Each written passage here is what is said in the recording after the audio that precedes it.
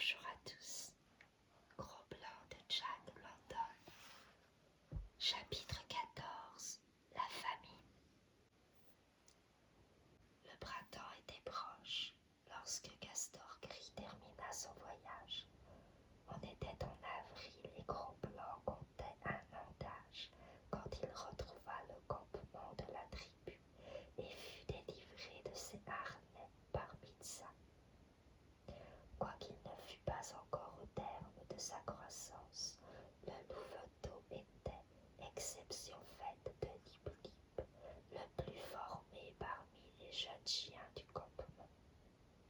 De son père loup et de Kitché, il avait hérité force et stature, et déjà son corps dépassait en longueur celui des chiens adultes. Mais il n'était pas encore large de proportions et ses formes demeuraient minces et élancées, avec une vigueur plus nerveuse que massive. La fourrure de Gros Blanc était du vrai gris des loups, et il était en apparence un vrai loup lui-même. Le garde-sang de chien qui lui venait de Kitché, s'il marquait sa mentalité, n'avait pas sensiblement d'influencer son aspect physique. Le louveteau, vagabondant à travers le campement, s'amusa beaucoup à retrouver les hommes qu'il avait connus avant son long voyage. Puis il y avait les chiens, les petits, qui avaient grandi comme lui-même, et les grands, qui ne lui paraissaient plus aussi grands ni aussi formidables qu'autrefois. Il n'en avait plus peur et se promenait au milieu d'eux avec un air dégagé, tout nouveau et qui lui parut délicieux. Parmi les vieux chiens se trouvait un certain Basique, au poil grisonnant, qui jadis n'avait qu'à découvrir ses dents pour le faire fuir et ramper de terreur. Tout jeune Gros Blanc avait compris grâce à lui combien il comptait peu. Maintenant il se rendait compte du changement survenu dans son développement et dans sa force, tandis que Basique n'avait fait au contraire que s'affaiblir avec l'âge. Le premier contact entre eux eut lieu à l'occasion du débaissement d'un élan fraîchement tué. Gros Blanc avait obtenu pour sa part un sabot et un tibia où adhérait un morceau de viande.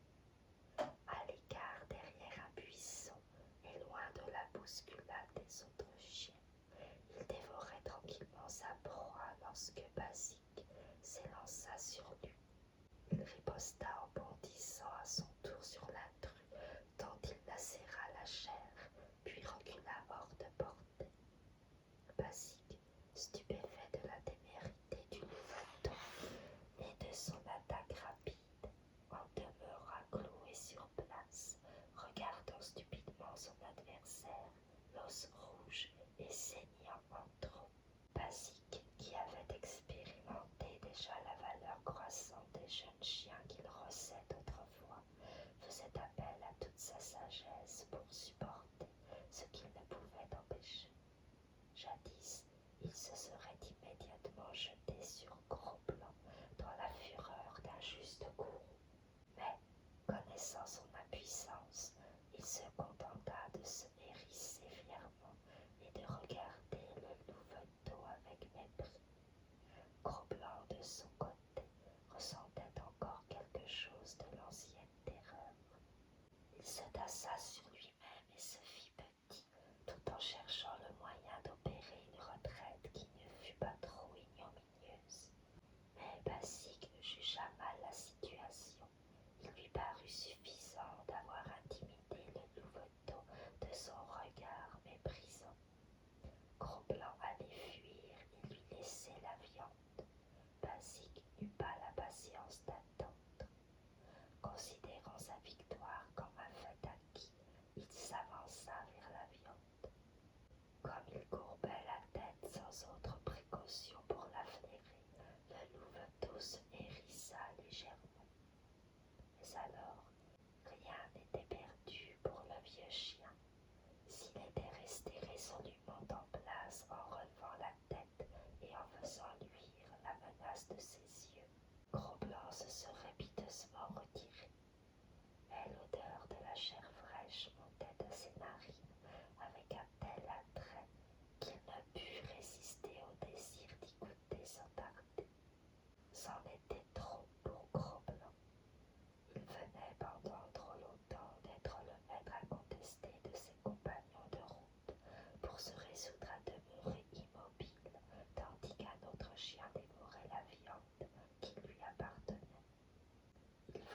selon sa coutume sans avertir. Dès le premier coup de dent, Basique avait l'oreille mise en pièces. Il n'était pas encore revenu de sa stupeur que d'autres calamités fondaient sur lui. Il était renversé, les pattes en l'air, avait la gorge entamée, et tandis qu'il luttait pour se mettre debout, son épaule recevait de coups de croc. Dans une inutile riposte, il fit claquer sa mâchoire dans le vide. L'instant d'après, il était atteint au museau et repoussé loin de la viande. La situation se trouvait ainsi retournée. Gros-Blanc, hérissé et menaçant, défendait le butin tandis que Basique se tenait en arrière et se préparait à la retraite. Il n'osait plus risquer la bataille avec le Louveteau, dont l'attaque rapide le bouleversait, et plus amèrement il connaissait l'affaiblissement de l'âge. Il fit un effort héroïque pour sauvegarder sa dignité. Avec calme, tournant le dos à Gros-Blanc et au tibia d'élan, comme si l'un et l'autre eussent été choses tout à fait indignes de son attention, il s'éloigna d'un pas noble. Et tant qu'il ne fut pas hors de vue du Louveteau, il ne s'arrêta pas pour lécher ses blessures saignantes.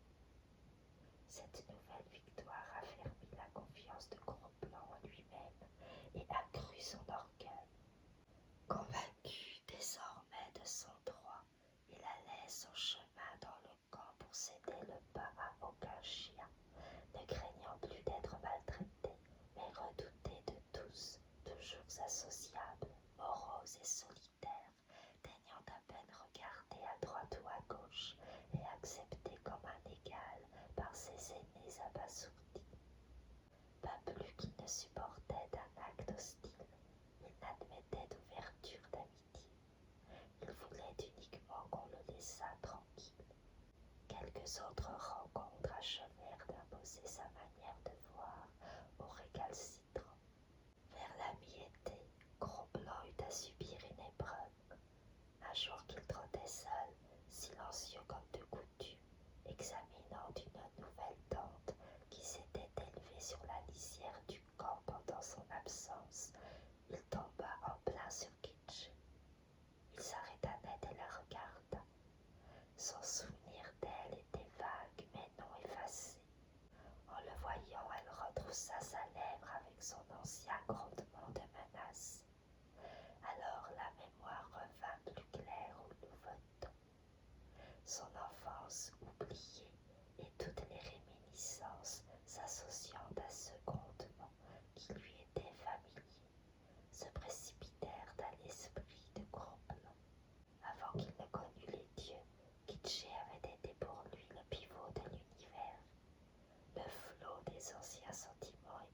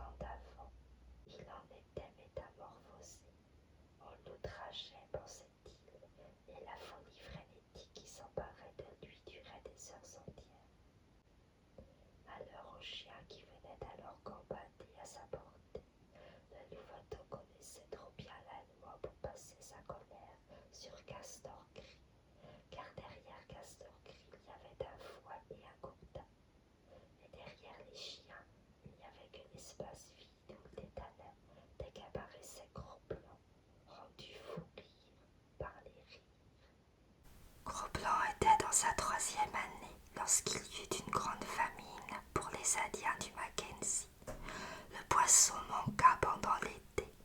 Durant l'hiver, les caribous oublièrent de faire leur habituelle migration. Les élans étaient rares, les lièvres avaient presque disparu, et toutes les bêtes de proie, tous les animaux qui vivent de la chasse périssaient. Manquant de leur nourriture coutumière, tenaillés par la faim, ils se jetèrent les uns sur les autres et s'entre-dévorèrent. Seul survivait le plus fort. Les dieux de Gros-Blanc étaient sans arrêt en quête de quelque animal. Les plus vieux et les plus faibles d'entre eux moururent d'inanition. Ce n'était dans le camp que gémissements de souffrance. Femmes et enfants tombaient de faim. Le peu de nourriture qui restait s'en allait dans le ventre des chasseurs aux yeux creux qui battaient la forêt dans leur vaine poursuite de la viande. Tandis que les dieux en étaient réduits à manger le cuir de leurs mocassins et de leurs moufles, les chiens dévoraient les harnais dont on les avait déchargés et jusqu'à la lanière des fouets. Puis les chiens se mangèrent les uns les autres, et les dieux à leur tour mangèrent les chiens. Les plus débiles et les moins beaux étaient mangés les premiers. Ceux qui survivaient regardaient et comprenaient.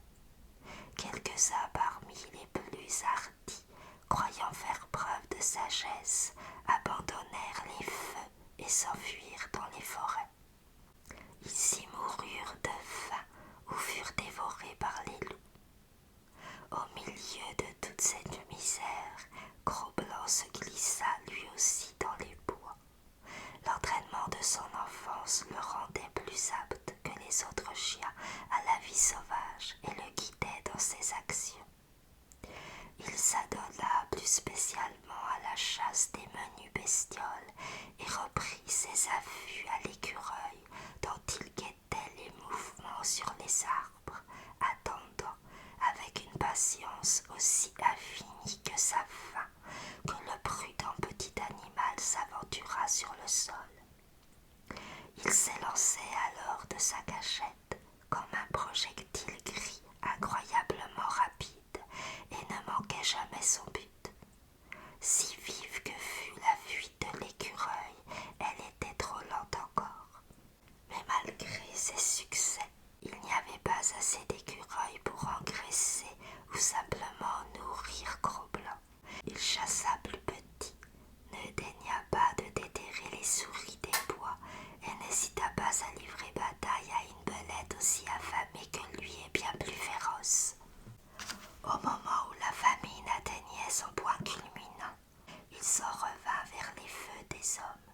Il s'arrêta à quelque distance des tentes, épiant de la forêt ce qui se passait dans le camp, évitant d'être découvert et dépouillant les pièges des Indiens du gibier qui l'y trouvaient capturé. Il vola même un lièvre qui était pris dans un piège appartenant à un castor gris, tandis que son ancien maître errait dans la forêt. Il se reposait souvent sur le sol, épuisé et à bout de souffle. Un jour, il rencontra un jeune loup maigre et demi-mort de faim. S'il n'avait pas été affamé lui-même, Gros-Blanc aurait pu se joindre à lui et peut-être aller reprendre place dans la troupe sauvage de ses frères.